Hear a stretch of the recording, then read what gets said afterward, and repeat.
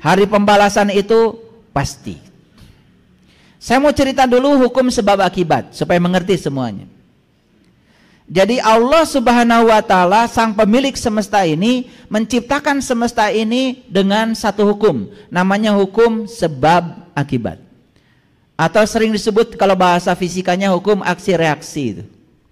Makanya ada hukum Newton yang ketiga, aksi sama dengan min reaksi itu. Jadi setiap ada aksi pasti ada reaksinya. Seperti itu semesta diciptakan. Kenapa diciptakan seperti itu? Karena semesta ini adalah ruang belajar. Untuk tempat kita belajar. Dan belajar itu harus memenuhi hukum sebab akibat. Kenapa? Begitu kita mengambil pilihan seperti A, maka kita akan menerima akibat dari pilihan kita. Begitu kita menimbulkan sebab, maka kita akan diajarkan untuk menerima akibat dari sebab yang kita pilih. Itu pelajaran. Jadi sebetulnya kalau kita sadar semesta ini mengajarkan kita dengan hukum sebab akibat, maka tidak mungkin ada manusia yang berani menciptakan sebab buruk, karena pasti akibatnya buruk. Kalau orang punya kesadaran ini, setiap hari yang dia lakukan adalah menciptakan sebab baik. Kenapa? Karena kan dia ingin mendapatkan akibat baik. Itu yang dikatakan walal akhiratu khairul laka minal ula. Apa yang kita pahami dari ayat itu selama ini? Oh, akhirat itu lebih bagus daripada dunia. Kan gitu? Ya sudah, jangan ngurusi dunia, ngurusi akhirat aja. Padahal dunia ini kata Rasul ad-dunya majratul akhirah. Dunia ini adalah sarana supaya kau bisa mencapai akhirat. Jadi yang disebut orang soleh di dunia ini, maaf, bukan orang yang melakukan ritual terus menerus bari nggak sadar. Bukan itu. Orang soleh itu kata Nabi, sebaik-baiknya manusia adalah yang berguna bagi manusia yang lain, yang di dunianya itu memiliki arti, yang hidupnya bermanfaat bagi orang lain.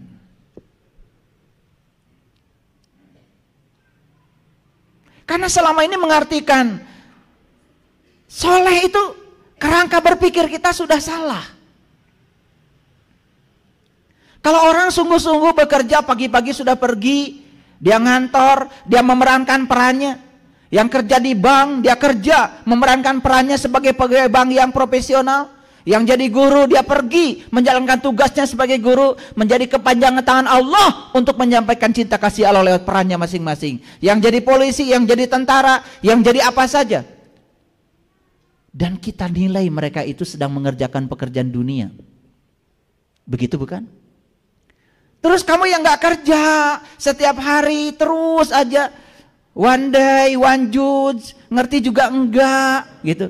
Kan kalian menganggap kalian sudah mengerjakan akhirat, begitu? Itu yang keliru. Quran itu pedoman supaya kita saat mengerjakan pekerjaan dunia benar. Makanya pahami, terapkan dalam kehidupan dunia itu baru soleh. Saya tanya, kalau begitu kita diutus ke dunia untuk ngurusi apa di dunia ini? Ngurusi apa? Ngurusi dunia. Maka kita diutus ke dunia, tugas kita ngurusi dunia. Nah, tetapi untuk ngurusi dunia, kita sudah dibekali nilai-nilai ketuhanan yang ditiupkan bersama ruhku. Itu yang harus dipakai oleh kita. Kalau kita ngurusi dunia dengan menggunakan nilai-nilai ketuhanan, nilai-nilai ilahiyah, Rahman, Rohim, Malik, Kudus, Salam, sampai sobur semua dipakai, itu baru akhiratnya akan selamat. Di dunianya sukses, akhiratnya pasti sukses. Dan sukses itu bukan berarti kita hartanya banyak, jabatan tinggi, bukan. Sukses itu ketika kita di dunia bisa menjalankan rencana semesta untuk kita. Karena kita datang ke dunia direncanakan oleh Allah. Maka tugas kita di dunia adalah memastikan bahwa kita di dunia menjadi kepanjangan tangannya Allah untuk menyampaikan cinta kasihnya Allah. Paham? Paham? Ya, awas. Jangan dikira ibu-ibu masak di dapur itu untuk urusan dunia, bukan. Itu urusan akhirat. Coba pagi-pagi waktu masak, Bismillahirrahmanirrahim. Ya Allah, saya jadi istri, dikasih keahlian oleh-Mu untuk bisa memasak melayani suami, dan saya yakin saya sedang dipakai oleh Engkau untuk menjadi kepanjangan tangan-Mu, menyampaikan cinta kasih-Ku kepada anak-anakku dan suamiku yang perlu pelayananku. Coba, pasti masakannya enak. Sudah ada riset ya, orang yang masak marah-marah, terburu-buru, gak enak. Ada risetnya itu. Makanya ibu saya kalau masak apa saja enak. Karena apa? Mungkin karena melakukannya senang. Iya kan? Hati-hati tuh. Coba kalian masak marah-marah, pasti di samping ada peluang gosong. Ya kan? Udah jelas gak gosong pun gak enak itu. Karena tidak ada energi cinta ke situ, nggak ada energi cinta yang masuk ke situ. Jadi hati-hati itu. Ya. Nah, mari kita lihat ya lebih dalam lagi. Sebab baik akan mengakibatkan akibat baik dan berujung kebahagiaan. Setuju? Oke. Mau bahagia? Kalau ditanya itu kalian tuh luar biasa jawabannya. Mau bahagia? Mau. Syarat bahagia harus menciptakan sebab baik supaya akibatnya baik. Akibat baik membawa kepada kebahagiaan. Lah, ingin bahagia tetapi yang diciptakan sebab-sebab buruk. Aneh bukan? Setelah memahami kajian hari ini, oh ternyata bahagia itu sederhana. Saya harus selalu menciptakan sebab baik. Kata-katanya baik, niatnya baik, pikirannya baik, lakukan dengan cara yang baik, pasti akibatnya baik. Ujungnya pasti bahagia.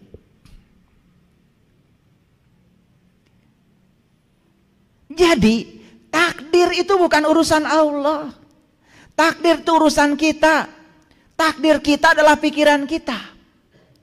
Nasib itu bukan urusan Allah, nasib itu urusan kita. Kita mau jadi siapa, mau jadi apa, semua kebebasan sudah diberikan kepada kita. Segala kebutuhan tentang kita sudah diberikan kepada kita. Allah itu hanya menunggu apa maunya kita. Maka Allah bilang, aku bergantung sangkaan kamu. Aku bergantung kamu.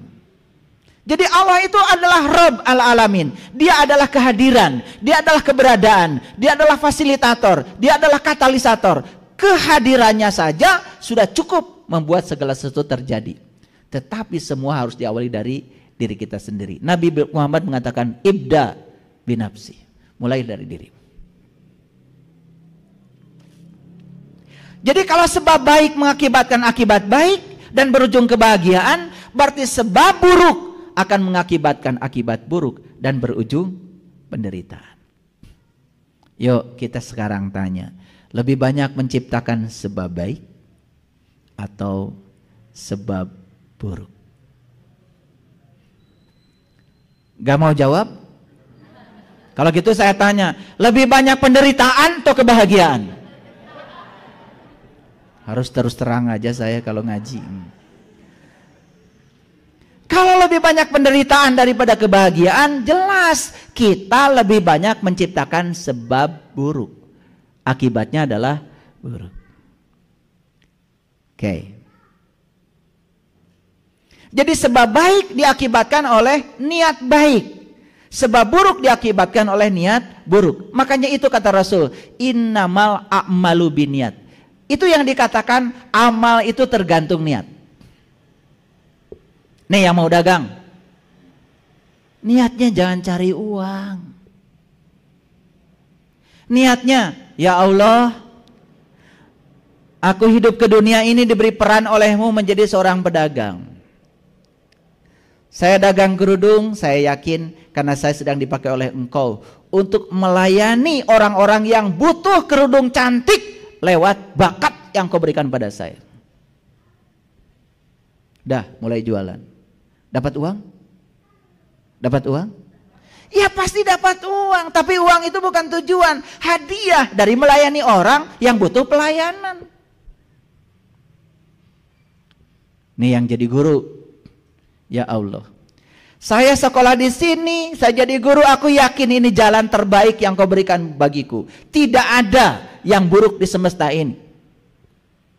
Dan saya jadi guru ya Allah, karena aku yakin engkau menitipkan ilmu kepadaku. Dan lewat ilmu yang kau berikan padaku, aku akan bagikan ilmu ini sebagai bentuk cinta kasihmu pada orang-orang yang butuh ilmu.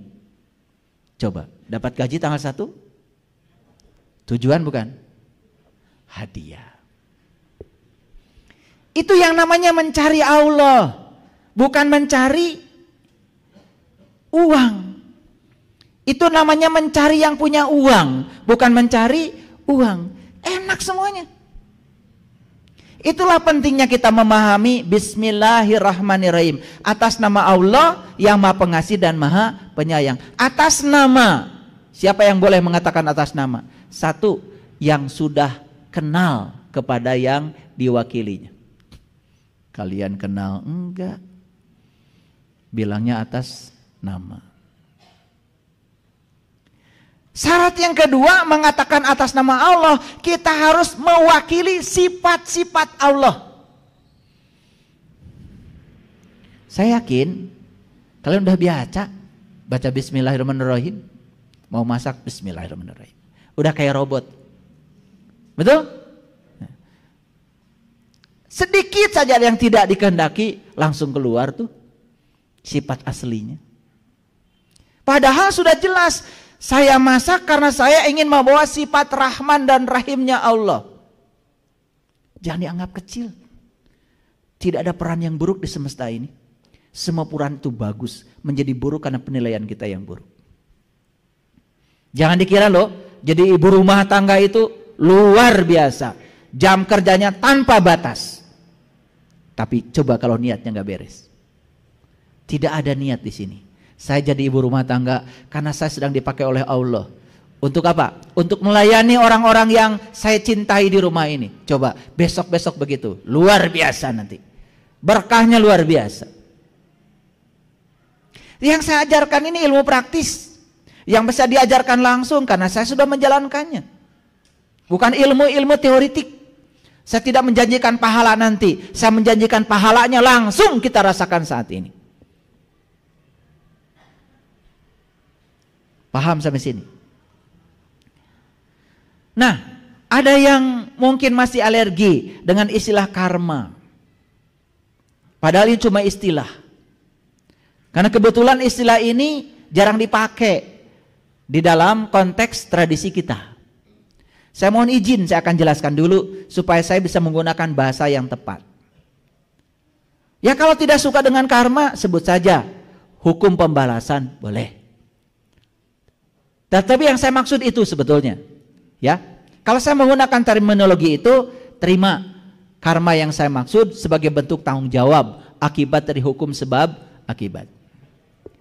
Walal akhiratu khairul laka minal ula. Artinya apa?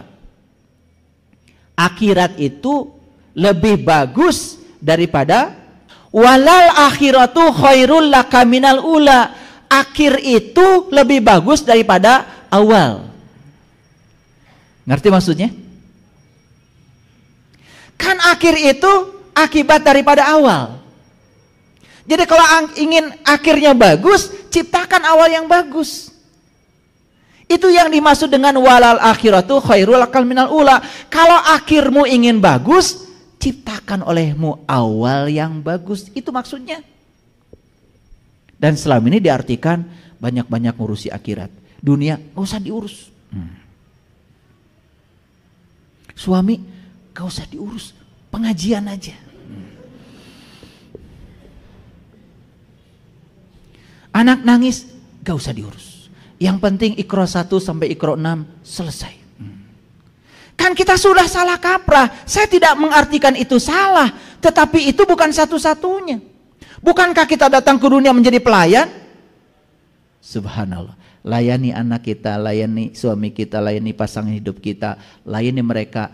Tempatkan diri kita sebagai tangan Allah sedang melayani mereka, menyampaikan cinta kasih Allah. Itulah akhiratmu. Jadi saya buka dulu rahasia, walal akhiratu khairul laka minal ula. Apa artinya? Akhir itu khair. Kalau awalnya khair. Mau akhirnya khair? Yuk sekarang jangan menciptakan sebab buruk. Ciptakan sebab baik. Akhirnya pasti baik. Itu yang dimaksud dengan walal akhiratu khairul laka minal ula. Kalau leluhur saya, kakek saya mengajarkan pada saya ketika saya tanya, "Kek, ari akhirat teh naon?" "Akhirat majang. Akhir tinu pagawean maneh." Sesederhana itu kakek saya mengajarkan saya. Akhirat mah akhir tinu pagawean maneh. Jadi akhir itu kan sebetulnya ya akibat dari sebab yang kita timbulkan. Makanya sing percaya ayana akhirat. Percaya? Percaya? Percaya adanya akhirat. Itu begini caranya. Saya percaya setiap sebab yang saya timbulkan pasti akan ada akibatnya. Makanya saya hati-hati menciptakan sebab. Itu namanya beriman kepada akhirat. Paham sampai sini? Nah, akhirat itu dalam konteks yang lebih tinggi lagi, akhirat itu terminal terakhir. Terminal kita yang awal Allah, terminal terakhir kita Allah. Innalillahi wa inna ilaihi rajiun. Jadi sebetulnya akhirat yang sebenarnya adalah Allah. Jadi kalau kita sudah menciptakan sebab baik, memerankan peran Allah di kehidupan ini sesuai dengan rencana Allah, berarti kita akan menuai akibat baik. Kembalinya kemana? Ke Allah. Itu maksudnya. Hoyong uih ke Allah. Hoyong uih ke Allah. Gampil uih ke Allah. Allah Maha Suci, harus suci kita. Gitu. Allah Maha Welas Masih, sing ulasan, sing asihan. Pasti wina ke Allah. Yang pembenci, pendengki, tidak bisa memaafkan, dendam puluhan tahun, mau balik ke Allah. Kamana cingan? Tah nyangkut tah. Dinu tangkal Bougainville biasana nu kitu. Orang yang cucukan di dalam, tahu cucukan? Banyak duri di dalamnya. Pasti nyangkut di pohon berduri. Paling mewah juga di pohon kaktus. Paham ya? Ini bukan main-main loh. Bukan main-main. Saya udah bisa lihat kok. Itu jeleknya saya itu. Kalau ada yang meninggal, saya itu tahu dia pulang atau tidak. Makanya saya suka nangis. Sebenarnya bukan nangis apa ya, cuman ya apa ya, ulas asih atau apa nggak tahu. Cuman merinding aja, kasihan gitu. Muter-muter aja di sekitar tubuhnya. Allah dan Rasulnya sudah kembali, Nurullah Nur Muhammad sudah kembali, tapi nur insannya terperangkap di tubuhnya sendiri. Aduh, kalau menyaksikan itu tuh. Dan nanti kalau tubuhnya sudah hancur, karena dia ditinggalkan oleh Allah dan Rasulnya, dia tidak tahu Allah dan Rasulnya. Sepanjang hidupnya itu syahadatnya bohong, tidak sempurna syahadat. Bersaksi tetapi tidak menyaksikan. Awas ya. Asyhadu an la ilaha illallah wa asyhadu anna Muhammadar Rasulullah. Harus tahu dulu Allah dan Muhammad itu yang mana. Kalau belum tahu ya repot. Itu yang tadi itu. Bisa nyangkut di mana-mana. Oke, baik, perhatikan. Karma adalah niat yang sudah menjadi perkataan dan tindakan yang memenuhi hukum sebab akibat. Setiap aksi akan menimbulkan reaksi. Jadi karma itu adalah niat yang sudah menjadi perkataan, yang sudah menjadi tindakan, yang memenuhi hukum sebab akibat. Kalau masih niat, belum jadi perkataan, belum jadi tindakan, belum ada karma. Tapi kalau sudah menjadi perkataan, sudah menjadi tindakan, baik perkataan baik maupun perkataan buruk, tindakan baik maupun tindakan buruk, itu sudah pasti di belakangnya ada yang ngikutin sebab. Akibat akan ikuti. Oke. Ngerti sampai sini dulu? Oke. Nah, itu yang disebut dengan hukum aksi reaksi. Itu yang disebut dengan hukum pembalasan. Nah, kapan harinya? Kapan harinya? Harinya bisa kapan saja. Ini, kalau punya utang, bagusnya mana? Cepat dibayar atau ditunda-tunda pembayaran? Cepat dibayar kan? Oke. Kalau kalian punya sebab buruk, mana yang bagus? Dicepetin gitu, akibat buruknya datang, atau mau ditunda? Udah beda jawabannya. Udah beda. Giliran utang duit, pengennya dicepetin.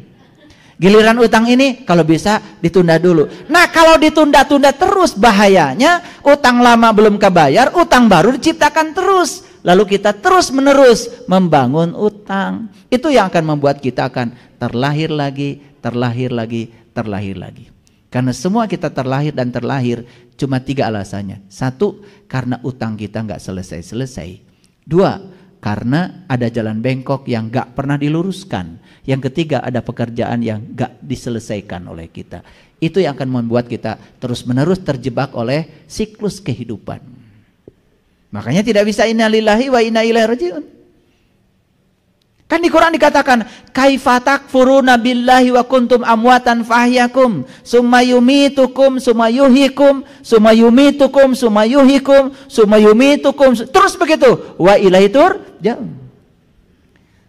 Jadi sebelum kita bersih, maka kita diberi kesempatan untuk membersihkan diri.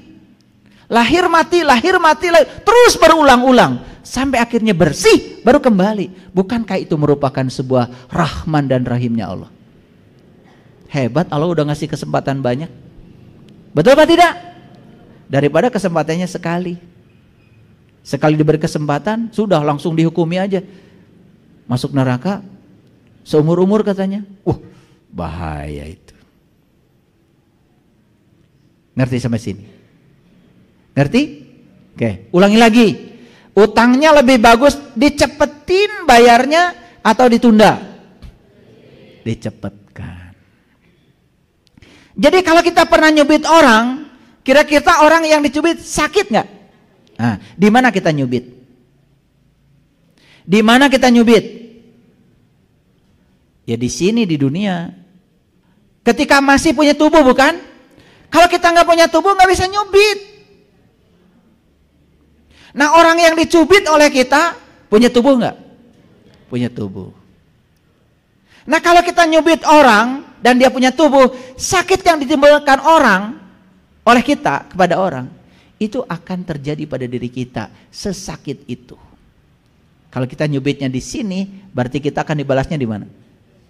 Ya di sini. Selama ini kita mengartikan dibalasnya nanti di sana. Loh, kalau di sana nggak punya tubuh, nggak kerasa cubitannya. Nggak adil dong. Betul apa tidak? Ya. Kalian nipu di mana? Di sini. Balasannya ditipu lagi di mana? Ada yang pernah ditipu? Ya sudah. Terima kasih ya Allah. Aku sudah ditipu.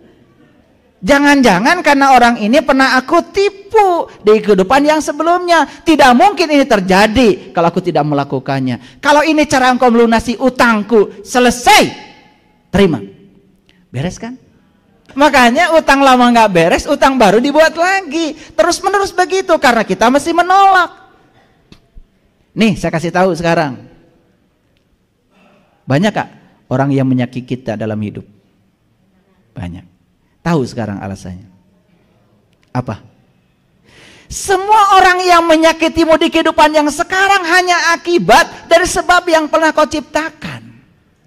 Karena di kehidupan sebelumnya kau juga pernah menyakiti. Tidak mungkin kita dipertemukan dengan orang kecuali dengan orang yang akan melunasi utang kita. Bukankah itu cinta kasih Allah? Kalau pemahaman kita seperti itu, enak menghadapi kehidupan. Itu yang disebut dengan penerimaan. Kalau kita tidak menggunakan konsep ini, sampai kapanpun kita tidak akan bisa menerima.